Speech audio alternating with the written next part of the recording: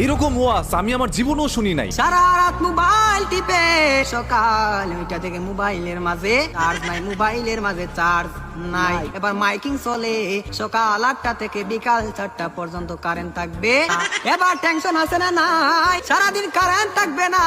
আর যদি কারেন্ট না থাকে আমার মোবাইলটা বন্ধ হয়ে যাবে, আর ওই পারে কথা বলা যাবে না। এবার ওই পার থেকে রাগ করবে কি করবে না। এবার যখন বিকাল 4টা বেজে গেল, এই মাত্র কারেন্ট আসলো আর মোবাইলটা চার্জে লাগাইয়ে টিপানো আরম্ভ। এবার মেসেজ করে হাই, এবার গিয়ে দেখে ওই পার থেকে ব্লক করে দিছে।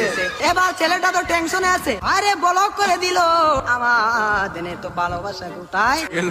এবার 2 দিন পরে ব্লকটা খুললো, 2 দিন পরে ব্লকটা খুললো। এই 2 দিনের মাঝে ছেলেটার আরেকটা হয়ে গেছে, আরেকটা হয়ে গেছে। এবার মেয়েটা বলে তোমার সাথে আমি পালিয়ে যাবো, আমাদের বাড়িতে মানবে না, চলো আমরা পালিয়ে যাই। আমি রাগ করেছিলাম, আমার রাগ তুমি কেন ভাঙ্গাও না। আর ছেলেটা রাগ কি ভাঙ্গাবে, এই 2 দিনের মাঝে আর একটা কপালের মাঝে জুইটা গেছে।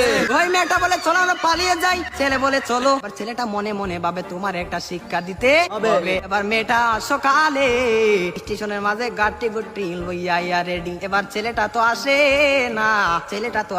না, আর মেয়েটা বাড়িতে কি যাবে, বাড়ির মাঝে 3 হাত লম্বা একটা চিঠি দিয়া পাইছে। পাশের গ্রামের রফিক মিয়ার সাথে পালিয়ে যাবে, বাড়িতে চিঠি দিয়ে যায়। আমি আর বাড়িতে মাঝে কোনোদিন আসবো না, তার নয় কার না, আমি আর কোনোদিন বাড়ির মাঝে আসবো না। আমি চলে গেলাম পাশের গ্রামের রফিক মিয়ার সাথে। আর রফিক মিয়া তো